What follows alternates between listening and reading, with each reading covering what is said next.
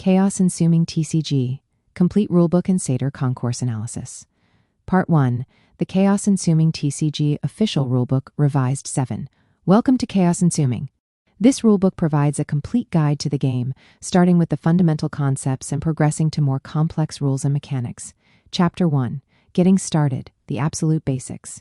This chapter covers what you need to know to prepare for and begin a game of Chaos Ensuming.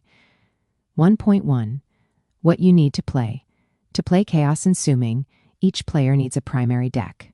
Depending on the game mode and chosen variants, you might also use an extra deck and a side deck. 1.2. The goal of the game, the primary objective in Chaos Ensuming, is to reduce your opponent's life points to 0. Your starting life points vary based on the chosen game mode, 5,000 in casual mode and 10,000 in standard mode. 1.3 card types. There are various types of cards you'll play with, each serving a unique purpose.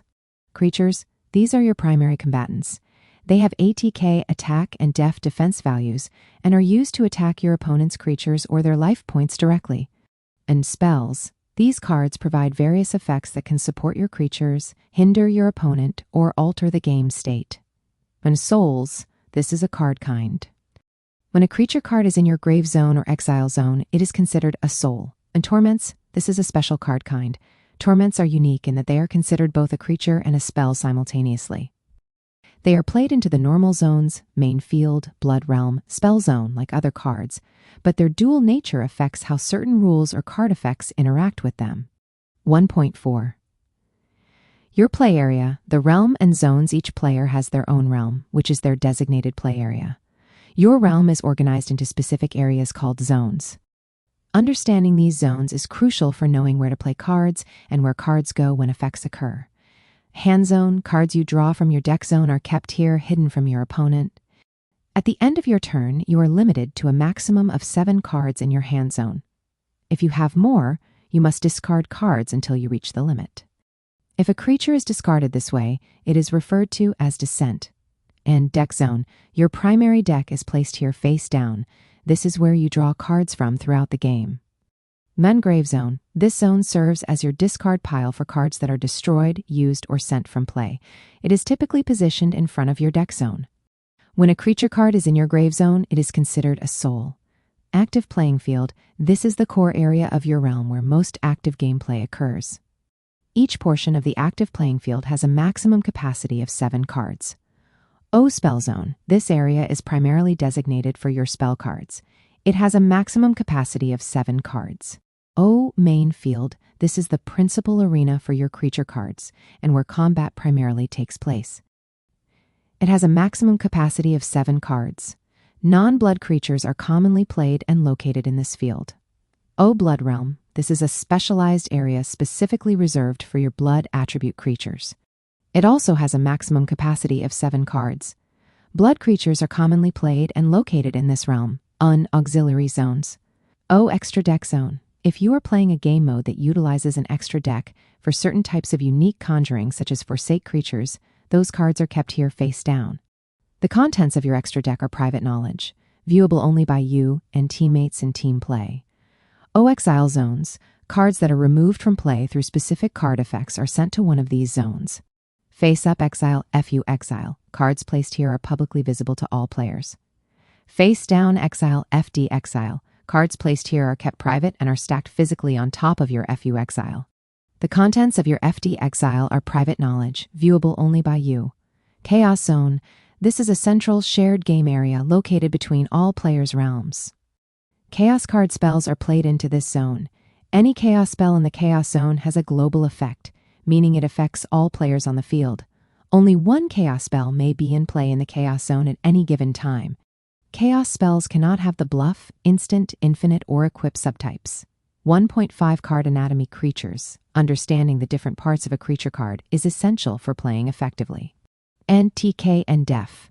These numerical values indicate the creature's attack and defense power respectively, which are used during combat. Blood creatures may have a secondary ATK and def value specifically for use when they are in the blood realm. Power levels. These are visually represented by blue orbs on the card. The number of blue orbs indicates the creature's power level, which is a key component for calculating sacrifice costs when conjuring certain creatures. 1 attributes.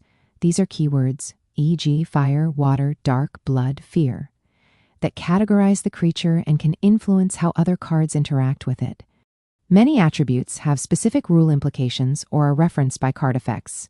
Descriptor: this indicates whether the creature is a vanilla creature, meaning it has no special effect text, or an effect creature, meaning it has special abilities described in its text box. Mount: creature type: this is a broader category for the creature, e.g., warrior, dragon, beast, insect. Creature types can be referenced by other card effects. Effect. Text: if the creature is an effect creature, this is the area where its special abilities and rules are described. Chapter 2, How to Play, the turn structure and basic actions. This chapter explains the sequence of a game, from starting the match to taking actions within a player's turn, including how actions are resolved.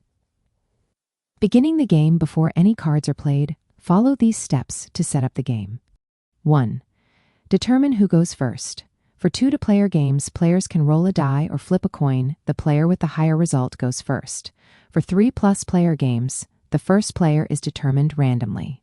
2. Shuffle primary decks. Each player thoroughly shuffles their primary deck. For fairness, players should present their shuffled deck to an opponent for an optional cut before placing it in their deck zone.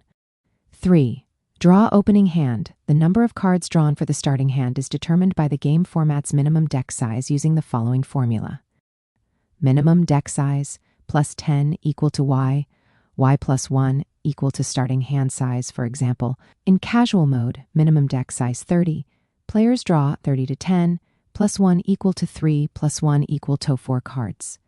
In standard mode, minimum deck size 60, players draw 60 to 10, plus 1 equal to 6, plus 1 equal to 7 cards. 4. Mulligan, optional. If a player is dissatisfied with their opening hand, they may perform a mulligan. This involves shuffling any number of cards from their current hand back into their primary deck, and then drawing a new hand. First mulligan. For the very first mulligan in a game, you draw the same number of cards you shuffled back into your deck. There is no cost for this first mulligan. Subsequent mulligans. For any further mulligans performed after the first one, you draw the same number of cards you shuffled back into your deck, -1. This means each subsequent mulligan effectively reduces the size of your new hand by 1 card. You can perform a mulligan any number of times until you are satisfied with your hand or choose to stop. 2.2 Phases of a turn in Chaos Ensuming, follows a strict sequence of 3 main phases. Only the active player, the player whose turn it is, performs actions during most of these phases. First Genesis phase, the main phase for playing cards. Beginning of turn effects that trigger at the start of the turn will activate now. During the Genesis phase, the active player can perform various actions in any order they choose, unless a card effect states otherwise. Normal conjure or set a creature. Once per turn, you may perform a normal conjure, play a creature face up, or play a creature face down into an empty slot on your main field or blood realm. Non-blood creatures are typically played to the main field. If you play a creature face up, you must declare if it is in ATK attack position or defense position. Blood creatures are typically played to the blood realm. They are always played in ATK position in the blood realm. See 3.1 for detailed normal conjuring rules, including sacrifice mechanics. Unique conjure or set a creature. You may perform unique conjuring any number of times during your Genesis phase, provided you meet the costs and conditions. See 3.2 for detailed unique conjuring rules, including forsake, evoke, and evolution. Cast or set a spell. You may play spell cards from your hand zone by casting them playing face up or setting them playing face down into an empty slot in your spell zone. This can be done any number of times. Activate effects. You may activate the effects of cards you control that have activated abilities any number of times, provided you meet their costs and conditions. Change creature position. Once per creature, you may switch a creature on your main field between ATK and def position. Creatures in the blood realm typically remain in ATK position, unless a card effect states otherwise. Rearrange face-down cards. You may rearrange the physical placement of face-down cards within their respective zones. This action is not considered an instant action. Second combat phase, where battles occur. This phase is dedicated to attacking your opponent and their creatures. The active player declares attacks, and the opponent declares defenses. See Chapter 4 for detailed combat mechanics. Third ending phase, wrapping up your turn. Draw a card, the active player, performs the action of drawing one card from their deck zone. This is a declared action. Special rule for first turn. On the very first turn of the game, all players, not just the active player, perform the action of drawing one card during this step. However, only the active player then proceeds to the hand limit check. Hand limit check. The active player must now check their hand zone. If they have more than 7 cards in their hand zone, they must choose and discard cards until they have exactly 7 cards. If a creature card is discarded this way, it is referred to as descent, end of turn. Effects that trigger at the end of the turn will activate now. Once all steps of the ending phase are complete, the active player's turn ends and the next player's turn begins. Playing, setting, activating, and resolving actions, the Satyr Concourse, when you wish to perform a declared action like playing a card, setting a card, or activating an effect, it interacts with the Satyr Concourse. The Satyr Concourse is a fundamental system in chaos ensuming that determines the precise order in which actions and events resolve. An end steps for performing a declared action. Declare action. The active player verbally declares which card they are playing, setting, or which effect they are activating. This declared action is now placed on the Satyr Concourse. 2. Player response window, starting with the opponent directly to the active player's left and proceeding clockwise in multiplayer. Each player gets an opportunity to respond to the declared action by playing an instant spell or activating an instant effect. Any responses are added on top of the current action on the Satyr Concourse. 3. Pay costs. The active player then pays any required costs for their declared action, e.g., sacrificing creatures, paying life points, discarding cards.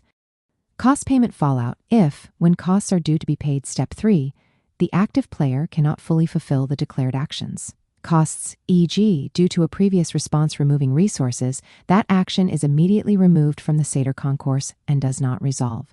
Any card associated with that action, e.g., a spell card being cast, is sent to its owner's grave zone. However, any responses that were already successfully placed onto the Satyr Concourse above that action remain on the Satyr Concourse and will resolve normally, provided they are not dependent on the fizzled action. 4. Player response window. Again, after costs are paid, another round of response opportunities occurs, starting with the opponent to the active player's left. 5. Resolution check. If the declared action has not been negated by any responses on the Satyr Concourse, it successfully resolves. If the action was playing a creature or a bluff spell, the player declares if it is in ATK attack position or def defense position when it enters the field.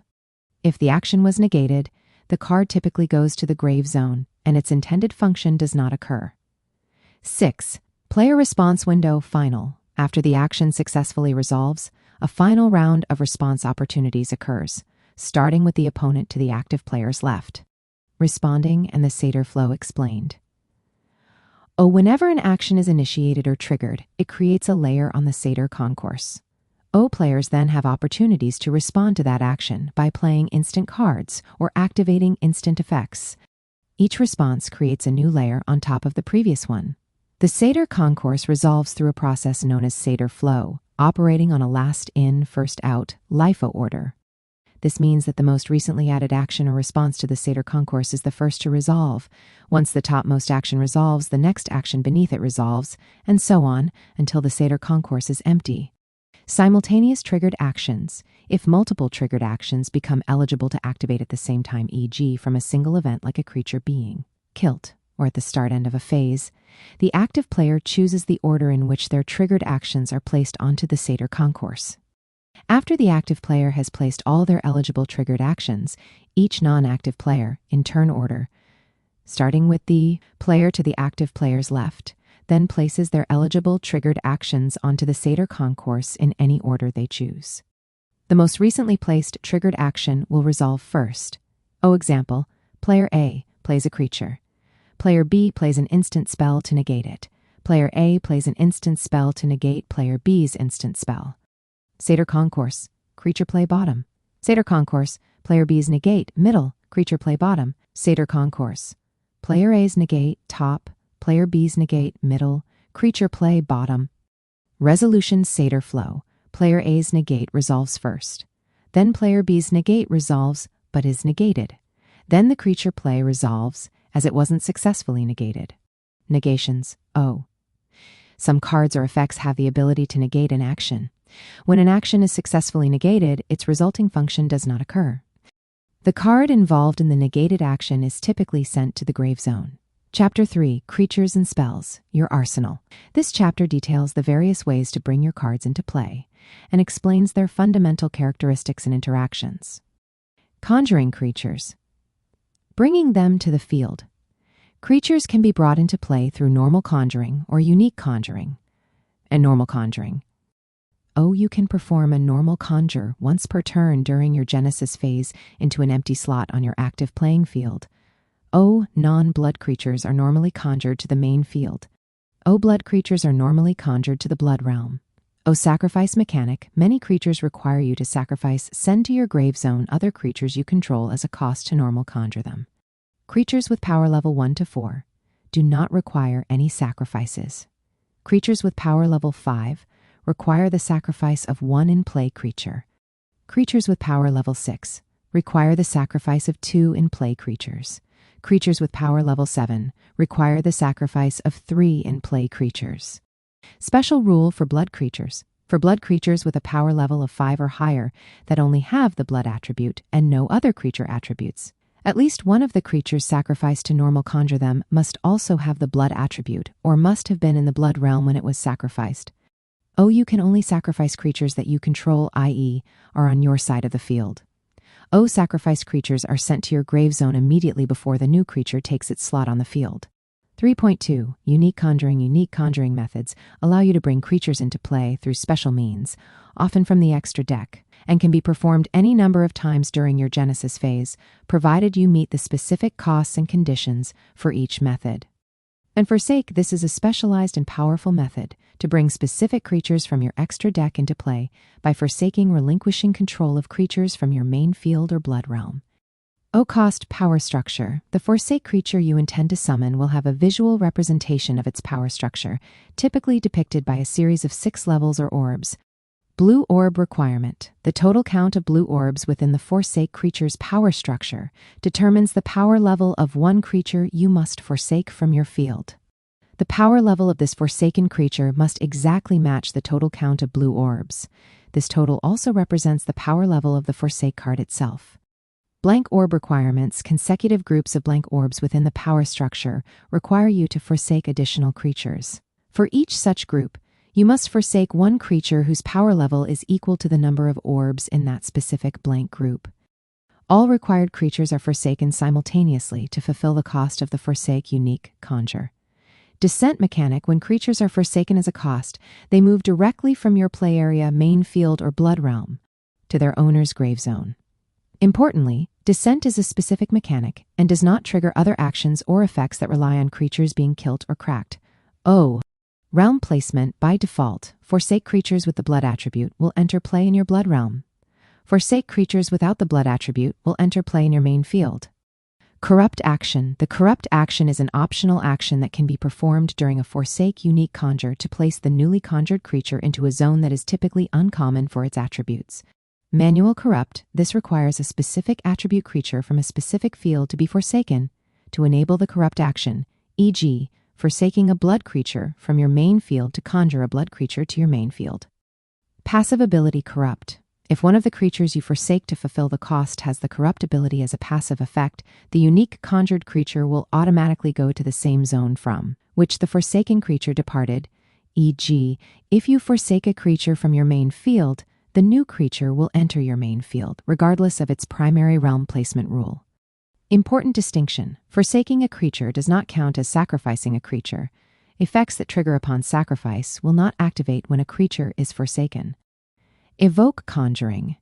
This unique conjuring method involves an in-play permanent, typically a creature, but can be other card types leaving its current field. When it leaves, it loses any attached cards or effects. The permanent is then placed into the main field. Evoke conjuring is an exclusive method for blood creatures to move from the blood realm to the main field, apart from specific card effects that might allow such movement. When a creature evolution, some creatures have the ability to evolve from other cards. When a creature evolves, it typically involves putting an existing card, which must be in play on your field, into its owner's grave zone. The evolving card then takes its place. Evolution does not count as sacrificing a creature. 3.3 Playing spells. Spells are played from your hand zone into your spell zone. Casting. Some spells can be played face up directly from your hand zone, referred to as casting. Setting. Other spells must first be placed face down in your spell zone, referred to as setting. These set spells are typically activated at a later time, often during your opponent's turn, e.g. shadow spells. 3.4 Card attributes. Spells and subtypes. Just like creatures, spells also have attributes and can have subtypes that influence their effects and how they are played.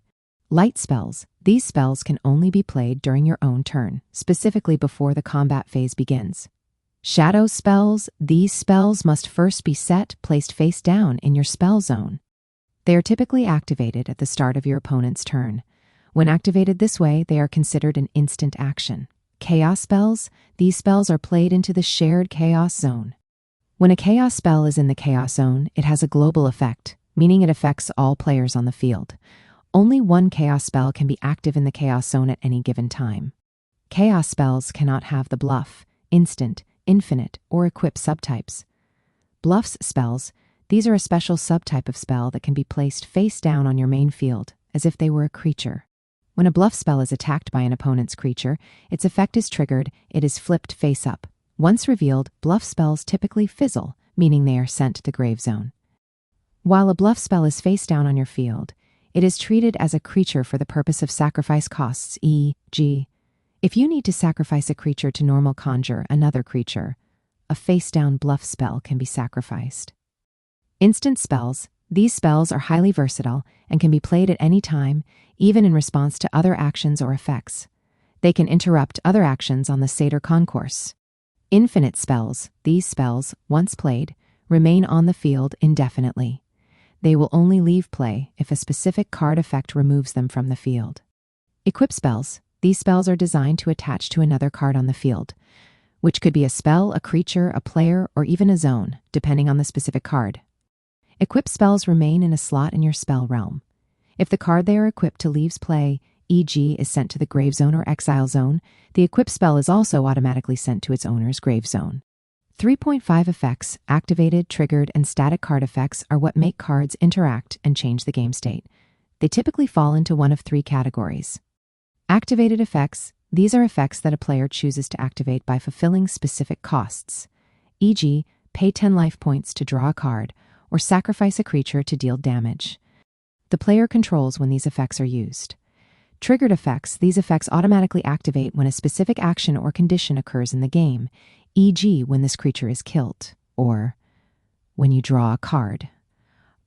These effects occur without player choice, though players can still respond to them on the Satyr concourse. Static effects. These effects are continuously active and constantly affect the game state, as long as the card with the effect remains in play, e.g.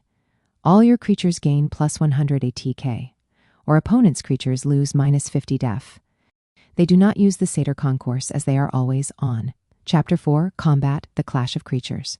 This chapter details the sequence of events within the combat phase, where creatures engage in battle. The combat phase. Steps during the combat phase. The active player performs attacks, and the opposing player says declare defenses. The combat phase proceeds through the following specific steps. 1. Attack step. The active player declares which of their creatures will attack. Only creatures that are in ATK attack position can be declared as attackers. For each attacking creature, the active player declares a target. Targets can be either an opposing player or an opposing creature. Blood Realm creatures. Creatures in your Blood Realm can only attack creatures located in your opponent's Blood Realm. Main field creatures. Creatures in your main field can attack creatures located in your opponent's main field.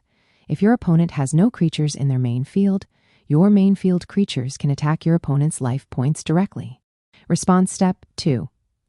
Starting with the opponent to the active player's left and proceeding clockwise in multiplayer, each opponent gets an opportunity to declare defending or blocking creatures against the declared attackers.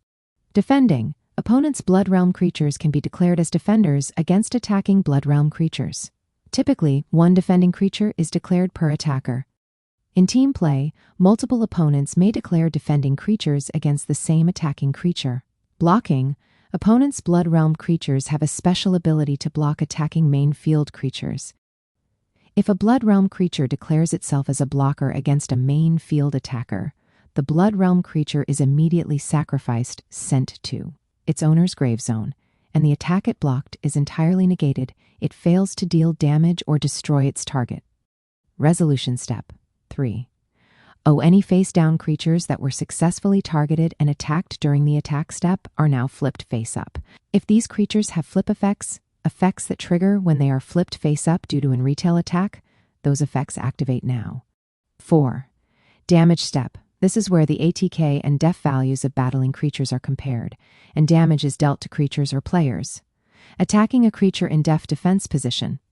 If the attacked creature's def value is less than the attacking creature's ATK value, the attacked creature is killed, destroyed, and sent to its owner's grave zone.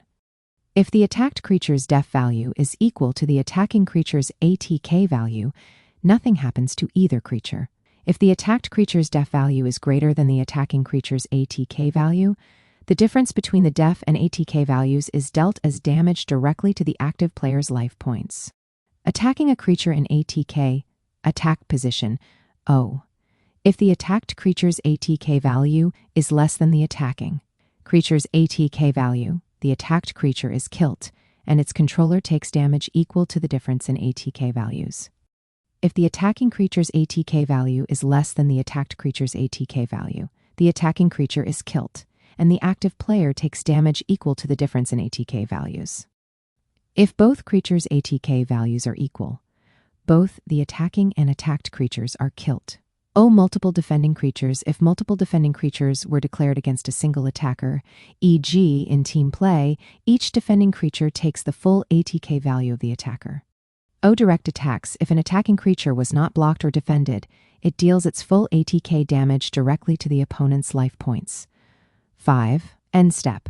Any card effects that trigger specifically at the end of combat or after combat occur now. Chapter 5. Deck Building and Game Modes. This chapter details the rules for constructing your decks and the different ways you can play Chaos Consuming. 5.1 Deck Components. Primary Deck. This is your main deck, from which you draw cards during the game. It is kept face down in your deck zone, and its contents are not public knowledge to your opponent until revealed by game effects. Side Deck. This is an optional deck of cards that you can exchange with cards in your primary deck between games, not rounds during a match. The contents of your side deck are not public knowledge, but are viewable by you, its owner. Extra Deck. This is an optional deck that stores cards specifically designated for certain unique conjuring methods, such as Forsake creatures.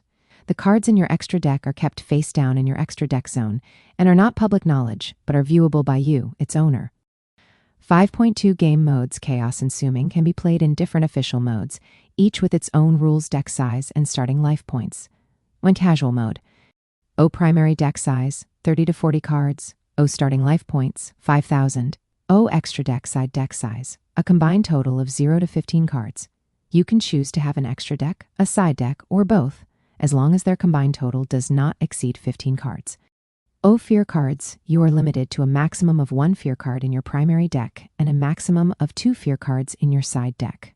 Match format. Sets are typically played as the best of 3 games. Standard Mode. Primary deck size, 60 to 80 cards.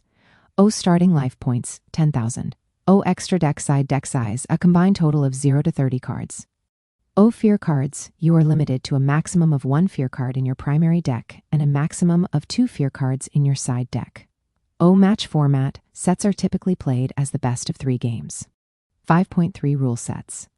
In addition to game modes, you choose a rule set that dictates how many copies of a particular card you can have in your deck. Singleton. Under this rule set, your primary deck can contain only 1 copy of any given card, identified by its exact name. This rule set utilizes a specific singleton ban list of prohibited cards. Advanced. Under this rule set, your primary deck may contain up to 3 copies of any given card. This rule set utilizes a separate advanced ban list of prohibited cards. 5.4 Variants. Optional playstyles. Chaos Consuming also offers several optional variants that can alter the gameplay experience. These are typically agreed upon by players before a game begins. Uncurrently defined variants: Deck Draft Shion's Shields, Inferno, Nosferatu, Wild, and planned variants: Deck Draft TBA, Pack Draft TBA. Chapter 6. Advanced Attributes and Keywords. This chapter details specific rules for various card attributes and keywords that provide unique mechanics and interactions within the game. 6.1 Creature Attributes. When in Blood. O. As previously mentioned, blood creatures must typically be conjured to your blood realm. O for blood creatures with a power level of 5 or higher that only possess the blood attribute and no other creature attributes listed if you perform a normal conjure. At least one of the creatures you sacrifice to fulfill their cost must either have the blood attribute itself or must have been in the blood realm when it was sacrificed. Fear. O creatures with the fear attribute inherently possess 3 attributes simultaneously, fear, plus 2 other specified attributes. Fear creatures cannot possess spell attributes, e.g. light, shadow, chaos, unless the card itself is a torment. Fear creatures are immune to effects caused by the in-fear ability. Fear creatures must be defeated in combat. They cannot be directly affected or removed from the field by the in-fear ability's effects. Inherit. When an inherit creature is killed, destroyed, and sent to the grave zone by another creature during combat or by a card effect, the creature that performed the killing action gains the inherit creature's effect.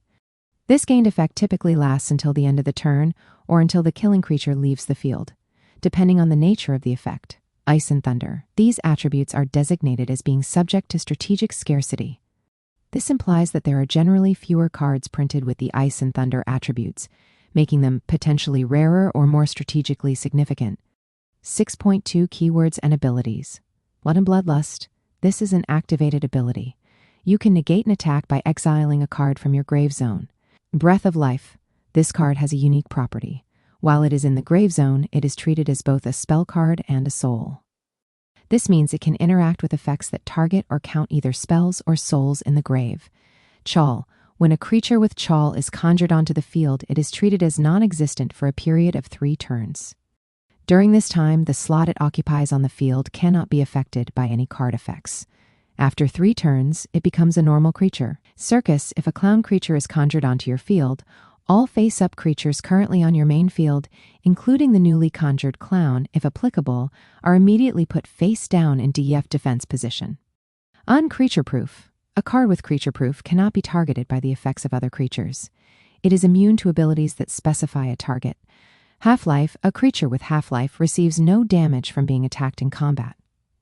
This means that even if its def or ATK is lower than the attacking creature's ATK, it will not be killed by combat damage, nor will it cause its controller to take damage from combat. In Fear, this ability means that you cannot target creatures that possess the fear attribute with your abilities or attacks. You must find another way to deal with fear creatures. Mun Inscription. This is an activated ability. You can exile this card face down from your hand or field to change the creature type of a target creature in play. Men Internment. This is an activated ability with a cost. You pay 1 soul to your opponent, meaning you move a soul card from your grave to your exile and your opponent gains a soul for their purposes. Then you reveal the top card of your opponent's primary deck. If that revealed card is a creature that can be normal conjured, i.e. meets its sacrifice cost with creatures currently on your opponent's field or has a power level of 1 to 4, it is immediately unique conjured to their field. Otherwise, if it cannot be normal conjured, it is added to their hand zone. Limit. This is a continuous effect. You must pay 1 soul per turn for this card, meaning you move 1 soul card from your grave to your exile during your ending phase. If you fail to pay this cost, the card with limit is exiled, removed from play. And Plague. Creatures that are normal conjured or unique conjured during the combat phase have Plague. This means they cannot attack during the turn they are brought to the field. Unrepellent. This is an activated ability. You can exile this card from your grave zone to spiral shuffle back into its owner's primary deck, a target insect creature in play. And Spellproof. A card with Spellproof cannot be targeted by spell cards.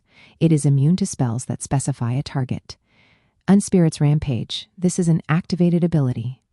You can discard X number of cards from your grave zone to create X number of 0/0th win creature tokens on your field.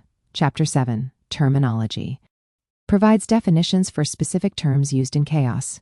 Mun and Actions, a distinct game activity that can interact with the Satyr Concourse. Actions fall into 2 main categories. 1. Declared actions. These are player-initiated declarations, such as playing a card, casting, setting, activating an effect, formally declaring an attack, drawing a card, shuffling a deck, or searching a deck. Declared actions follow the full multi-step resolution process of the Seder concourse. 2. Triggered actions. These are effects that automatically activate when a specific game condition or occurrence is met, e.g., when this creature is killed. Triggered actions are placed onto the Seder concourse when their trigger condition is met, and then follow the resolution process. Bouncing a card. This term refers to the action of a card effect, sending a card from the field back to its owner's hand zone. Then cracked. This term refers specifically to a spell card or a torment card being sent from the field to its owner's grave zone, usually due to a card effect, or if it fizzles. Descent. The act of a creature card being discarded from your hand zone to your grave zone, usually due to exceeding the hand limit at the end of a turn. Events. An occurrence where two or more actions, declared or triggered, are layered onto the Seder concourse in reactive succession, forming a single resolution instance. This term describes the collective interaction and resolution of such responsive actions. Exiled. This refers to a card being removed from play and placed into its owner's exile zone, either face up or face down, usually due to a specific card effect. Cards in exile are generally not accessible unless an effect specifically allows it.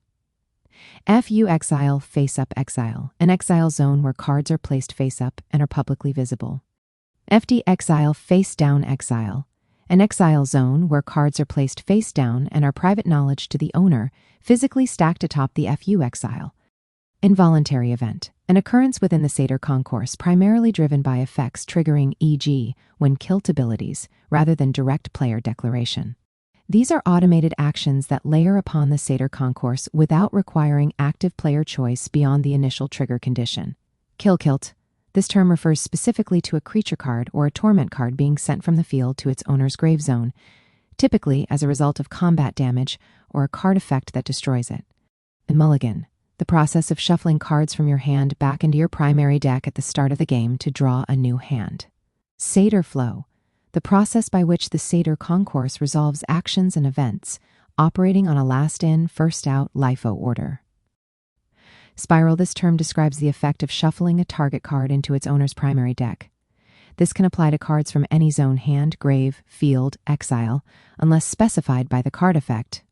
Part 2. The Seder concourse summary, pros and cons for the discerning player. Summary of the Seder concourse. The Seder concourse is Chaos Ensuming's core resolution system, operating on a last-in, first-out LIFO principle, referred to as Seder flow. It's a central zone where all actions are placed and resolved. Key features: HUN actions, divided into two types. Declared actions, player-initiated moves like playing, setting cards, activating effects, declaring attacks, drawing a card, shuffling a deck, or searching a deck. These follow a detailed multi-step resolution process. Triggered actions, automated effects that activate when a game condition is met. These are placed on the concourse when triggered. Multi-step resolution for declared actions. Declared actions have specific distinct player response windows at 3 points. 1. After the action is declared. 2. After its costs are paid. 3. After it successfully resolves. Untanked cost payment fallout. Costs for declared actions are paid after the initial response window. If, due to responses, the player can no longer meet the cost, the action fizzles, is removed without effect, but any responses already layered above it still resolve. Mundane events and involuntary events. Events are defined as occurrences where two or more actions are layered in reactive succession. Involuntary events specifically refer to groups of automated triggered effects. One simultaneous triggered actions order. A clear rule dictates how multiple triggered actions activating at the same time are ordered on the concourse. Active player chooses their triggers first, then non-active players in turn order. First, the Seder concourse system, main first and expedited second resolution. The Seder concourse is the core resolution system in Chaos Ensuming, functioning as a unified stack for all game actions. It operates on a last-in, first-out LIFO principle known as Seder flow. The game features a primary main Seder concourse and, in situations of extreme complexity or looping, can temporarily transition to a specialized second Seder concourse for expedited automated resolution. First, the main first Seder concourse, core resolution. The main Seder concourse is where the vast majority of game actions are declared, respond to one another, and resolve. Core principles. Unified LIFO stack. All declared actions and triggered actions are placed onto a single, unified concourse. Actions resolve one by one, with the most recently added action resolving first. MON action types. O declared actions, player-initiated actions. O triggered actions, automated effects that activate when a game condition is met. These are automatically placed onto the concourse. O static actions echo, a unique type of lingering effect. These reside uniquely on the Satyr concourse but do not resolve and empty in the standard LIFO fashion. They remain active until their default duration or indefinitely if a card with the demise ability is in play. Their presence affects game state. O general static effects. These are continuously active, constantly affect the game state while the card is in play, and do not use the Satyr concourse for resolution or placement. B. Player response windows. For declared actions, players have opportunities to respond at specific points. 1. After the action is declared. 2. After all costs for the action are paid.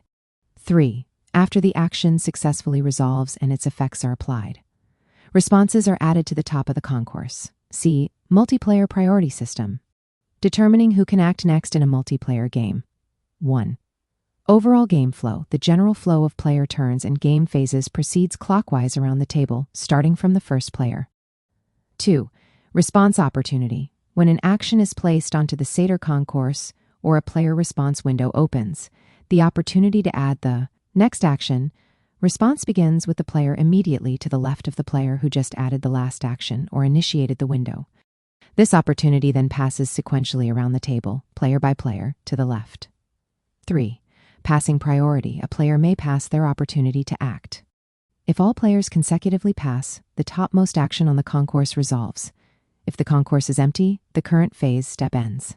4. First to act principle. Within their designated opportunity, the player who first clearly declares their action and physically places the corresponding cards onto the playing area gains priority to add their action to the concourse. 5. Instant precedence. An instant action, when declared by a player with a current opportunity, takes precedence over any non-instant actions that might have been declared simultaneously by others without the current opportunity. 6. Tie-breaking for simultaneous declarations. For true ties where multiple players declare actions at the exact same moment. O in game, players roll a die. The player closest to the chosen number gains priority. Ties re-roll.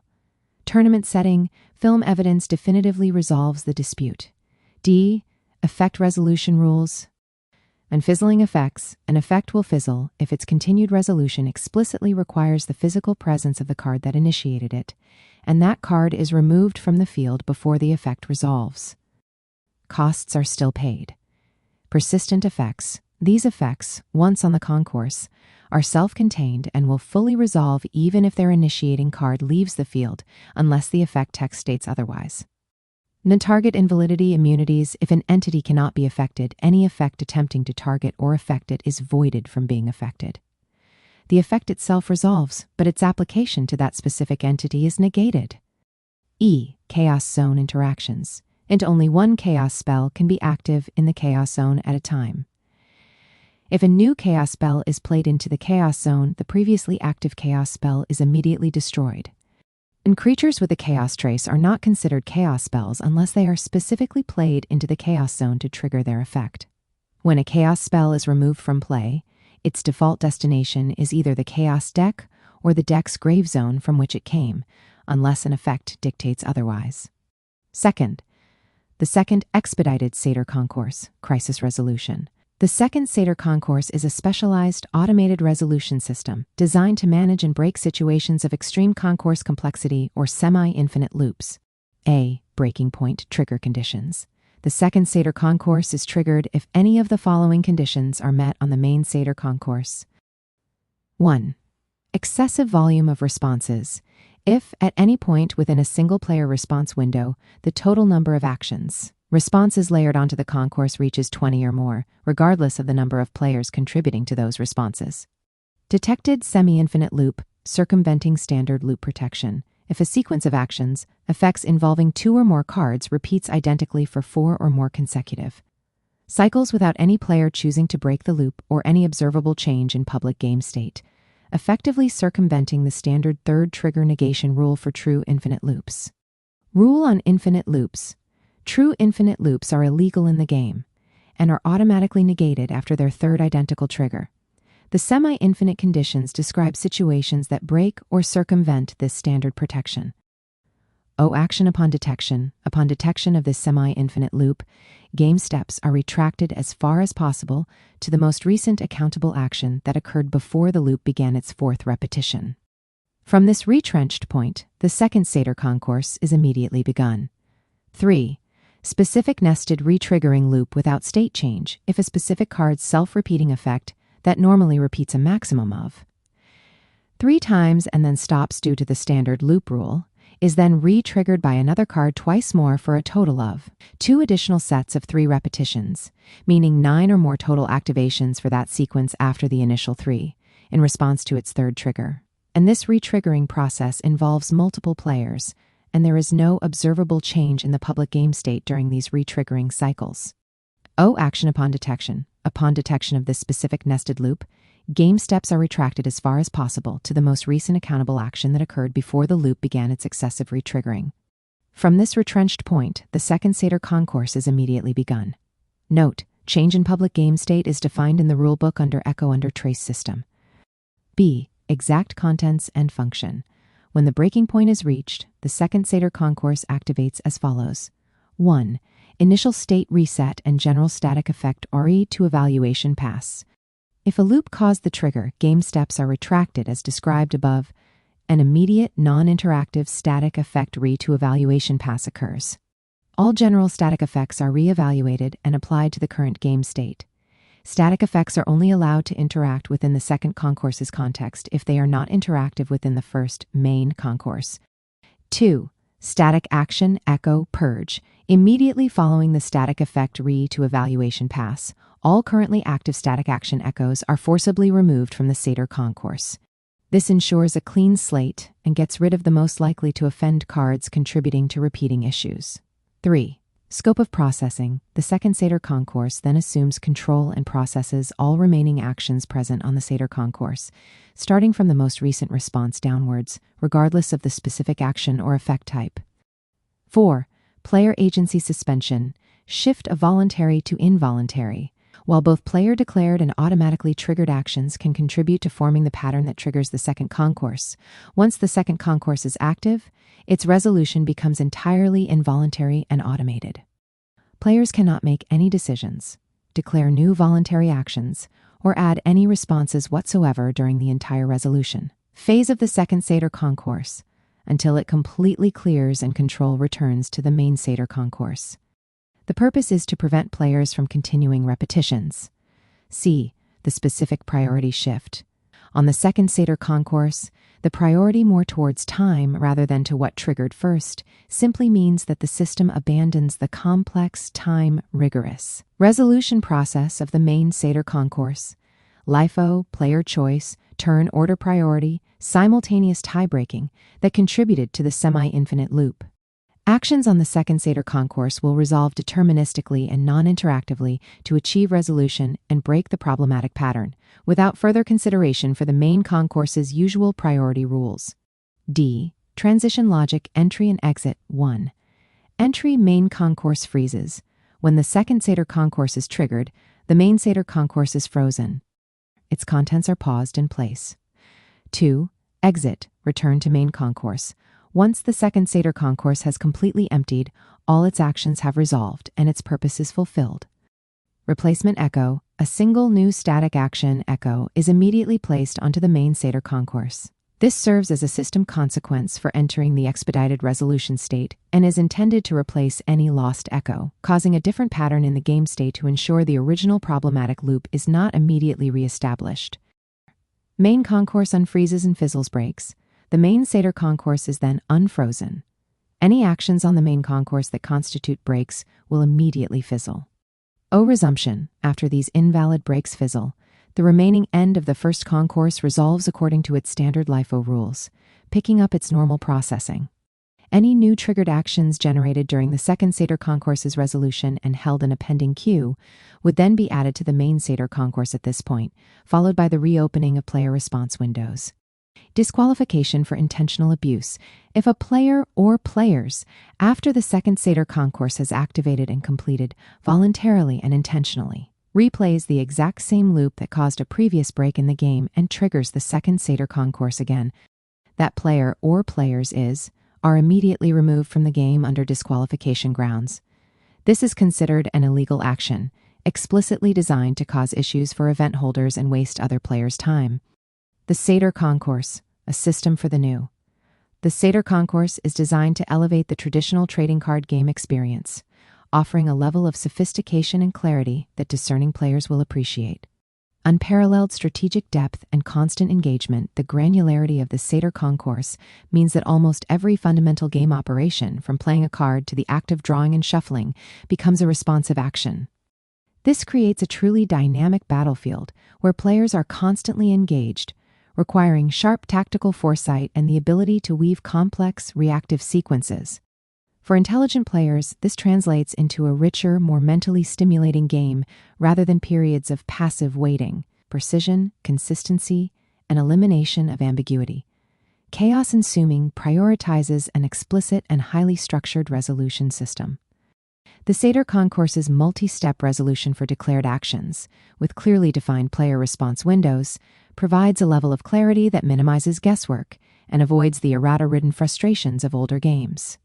Rules are clear, consistent, and designed to cover complex interactions head-on, ensuring that skilled play is rewarded by predictable outcomes. Rewarding tactical foresight. Through unique mechanics, the cost payment fallout rule introduces a unique strategic layer where players can directly impact an opponent's ability to complete an action by disrupting their resources after the initial declaration, but before costs are paid. This demands a higher degree of predictive play and resource management, offering a fresh challenge and rewarding deep understanding of game flow. A truly new age approach to interaction, the Satyr Concourse fundamentally redefines interaction points within a TCG. By making actions traditionally considered non-interactive subject to responses, Chaos Ensuming invites players to think beyond established paradigms, fostering innovative strategies and unexpected turnarounds that break from the slow, predictable rhythms of traditional games. This is a game for those ready to embrace a higher degree of reactive play. Cons of the Satyr Concourse, the path to mastery. While designed for sophistication, the Satyr Concourse presents certain challenges, which for the dedicated and intelligent player serve as a path to true mastery. Demanding initial learning curve, the depth and granularity of the Satyr Concourse, with its explicit multi-step resolution and new interaction points, requires a committed investment to fully grasp. This is not a casual system, but one that rewards the intellectual curiosity of players seeking a deeply layered tactical experience. Intensity over speed, the constant potential for interaction and the precision required in navigating the concourse mean that gameplay can be intensely strategic rather than simply fast-paced. Every decision point is significant, which contributes to a thoughtful, deliberate pace that prioritizes strategic depth over raw speed, appealing to those who relish complex problem-solving. Challenging established intuitions, for players deeply ingrained in older TCG mechanics, the paradigm shifts introduced by the Satyr Concourse, such as responding to drawing or shuffling, may initially feel counterintuitive. However, this challenge is precisely what invites a deeper understanding of game design and rewards players willing to evolve their strategic thinking. Strategic density. The system's robustness means that moments of simultaneous triggered actions or complex concourse layering can be strategically dense. While rules are clear, navigating these moments requires a high degree of mental organization and careful consideration, which is a feature for those who crave a truly sophisticated challenge. Chaos Ensuming TCG, Torment cards and the Trace system, comprehensive static actions. In Chaos Ensuming TCG, Torment cards represent a unique and powerful card type, functioning simultaneously as both creatures and spells. This dual nature is fundamental to their design and their strategic role within the game. Torment cards also uniquely feature an archetypal trace system. Within this system, fear cards are considered the kings of the traces, signifying their paramount influence or power within this specific subset. The full hierarchy of these archetypes is as follows. A core mechanic of all trace archetypes is the static action, also known as the echo. Unlike normal actions, a static action represents a lingering memory of a committed action that resides uniquely on the Satyr concourse. Static actions are triggered in two primary ways: by the conjure or unique conjure evolution or devolution, bringing a torment card into play, by other cards, specifically those with the demise ability, and these triggers occur without causing a conjure of any type. Demise ability activation and duration. The demise ability can only be activated once while a card possessing it is in play on its field. Once activated, the effect of the demise ability remains active and ongoing until that specific card is moved from its current zone realm.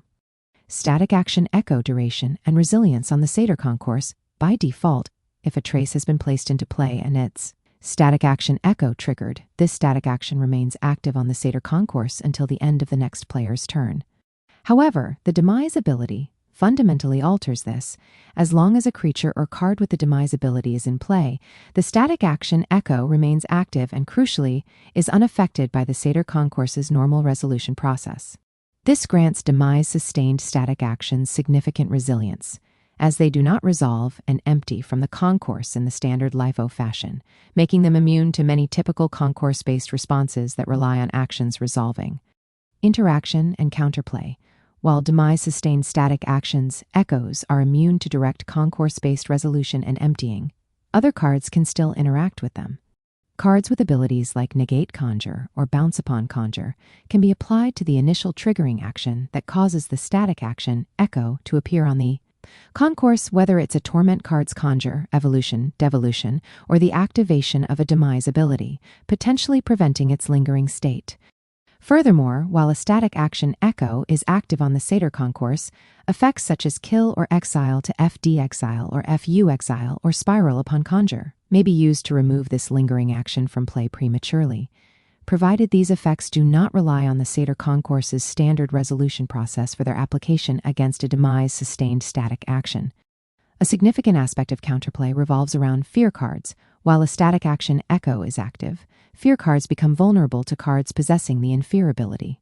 This unique interaction allows for strategic targeting and removal of powerful fear cards when the lingering influence of a static action is present.